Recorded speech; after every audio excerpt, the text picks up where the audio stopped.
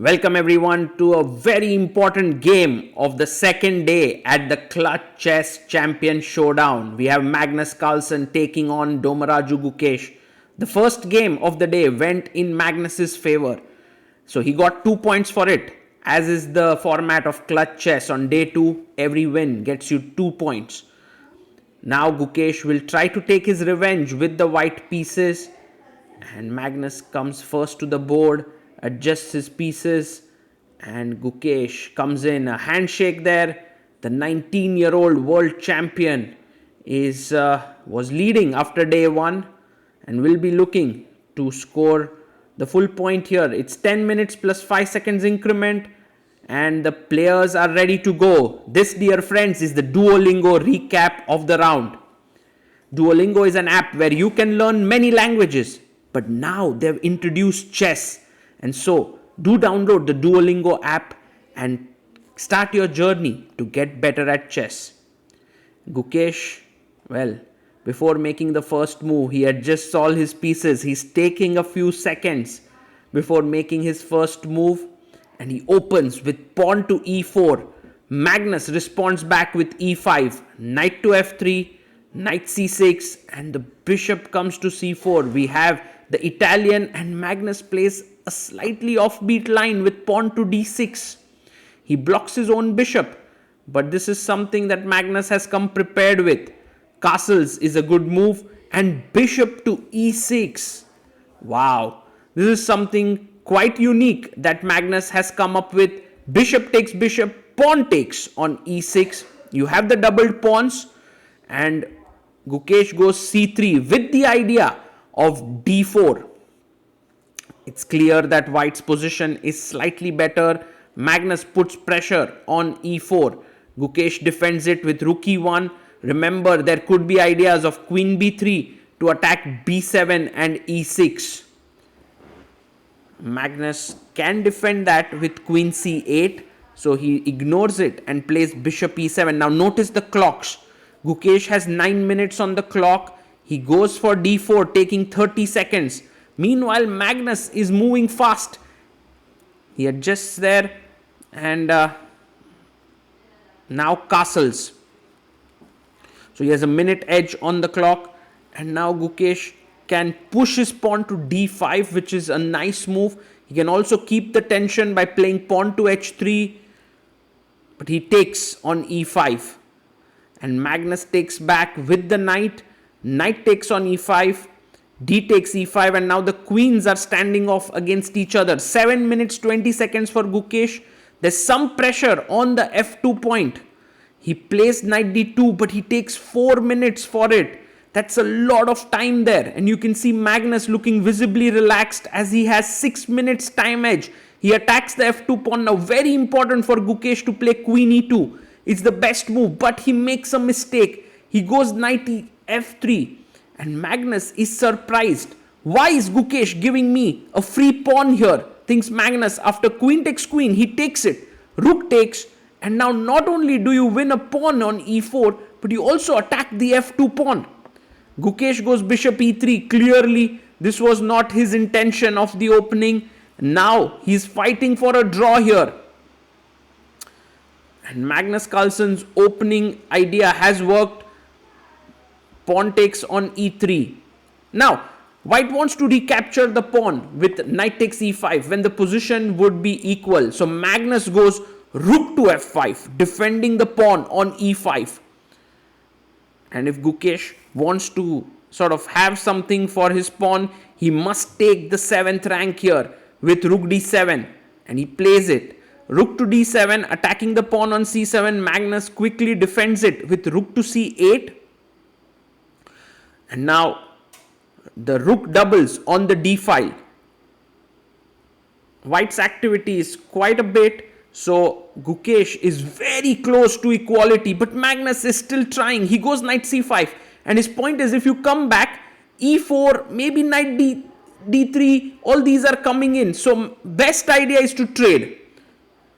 And so rook d8, good move, takes, and Magnus now can come up here with king f7, but then b4 would be strong. So rook f8 played, And now you can recover this with knight e5, but after knight a4, knight d3 and b5, black seems to be better. So Gukesh comes back with rook d1, and I think that's a very smart decision. He's attacking the e5 pawn once again. Magnus pushes, Gukesh goes knight e5. Better was knight g5, h6 and b4 with almost an equal position, but knight e5 played. h5, maybe somewhere Magnus doesn't want to be disturbed with the move g4 coming in later. So he goes h5, knight to d7. Now notice rook d8 trying to pin here would lose to knight f6 check, and you lose the rook. So rook f5 played. Now knight takes knight, rook takes c5. And Magnus is a pawn up in this rook endgame. But this should be a draw. This should be a draw. Rook d7 is possible. Rook d4. Gukesh goes for the latter. He goes to d4. He attacks the pawn on e4. Magnus brings his rook to d5. His point is, if you take here, he gives a check on d2 and takes the b2 pawn. It's playable. But Gukesh, what a move. He goes c4, which is actually a blunder, because now the king and pawn endgame after rook takes d4 is winning for black. Can Magnus calculate this? Gukesh has only 13 seconds. Magnus has 4 minutes 9 seconds. He must take on d4. He takes his time, and rightly so. It's a very important moment. He takes on d4. Pawn takes, and now king f7. Don't believe this engine. It's losing here. King f6. The bar going up and down. Gukesh, well, he doesn't have much time.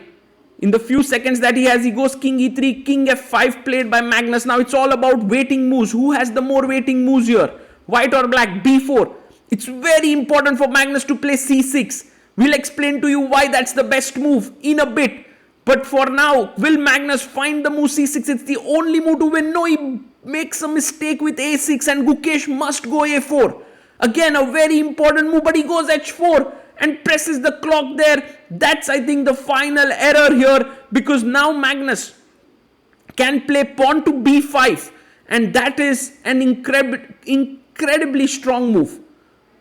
And the point is very simple. When you push e5, you don't want d5 to come just as it is. That's why c6 is important, to keep the pawn on c6 so that d5 you can take it. Well, Magnus now takes his time. He has 1 minute 42 seconds. And an important move here. He thinks and pushes his pawn to b5. Fantastic chess there by the world number 1. And Gukesh pushes c5. c6 played. Yes. And now e5 cannot be met with d5. And the game is over. g3, Gukesh plays this. And Magnus can simply play e5 and trade off the pawns with a healthy extra pawn here. He pushes the pawn, and well, Gukesh, that's game over for him. You can see his face. He knows that the writing is on the wall. He extends his hand in resignation. Magnus Carlsen scores a very nice win. The pawn endgame was tremendously complicated, and we should try to analyze that. But for now, notice how Gukesh just says he should have played this move, and Magnus just shook his head. He knew that the position was roughly equal. Let's try to understand this pawn endgame. In this position, Gukesh played c4, inviting Magnus to take. And then we had these moves where white king came up, black king came here. And now at this point, Gukesh pushed his pawn to b4. It was extremely important to play c6. Now, the point is that when you go e5, you don't want d5 to happen. So, imagine that white plays the move a4.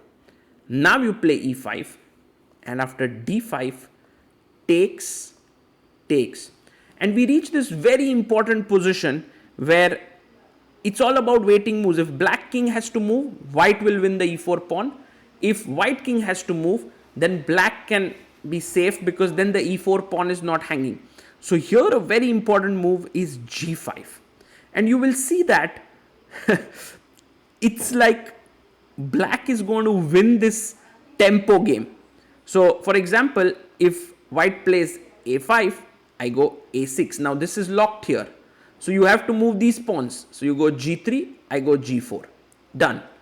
And now the way in which this wins, and just it's very simple. If you go b5, I go b6. If you go h3, I go h4. You are not able to come out of this. And now when you go king e2, I have king f6. Excellent move. King e3, and now this insane move, king e7. King e4 and king d6. And this, dear friends, is a position of reciprocal zugzwang. It's mind squares. The moment the king moves, black king wins the pawn and queens his e-pawn. That's the reason why c6 was so important. Now, let's go back and see Magnus playing a6. So here, Gukesh should have played a4.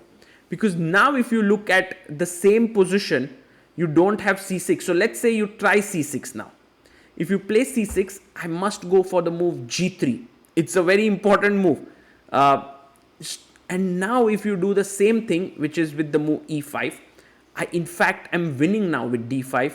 Pawn takes, and you will realize that at this point, white is the one who wins all of these tempo games. For example, g5 is met with h3.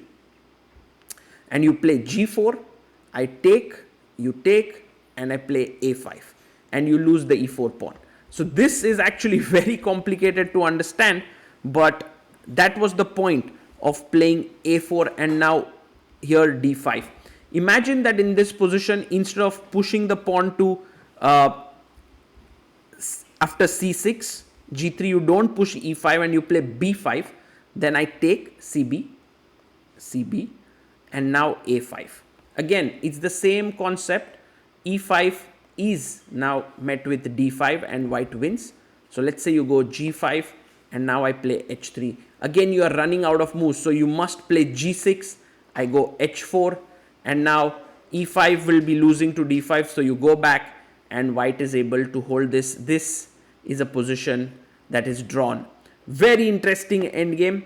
But that's why you will realize that Gukesh actually went wrong with the move h4, because now he allowed the move b5 and it's no longer possible to, he goes c5, c6 and now e5 is coming with full force and it's a winning pawn endgame for black.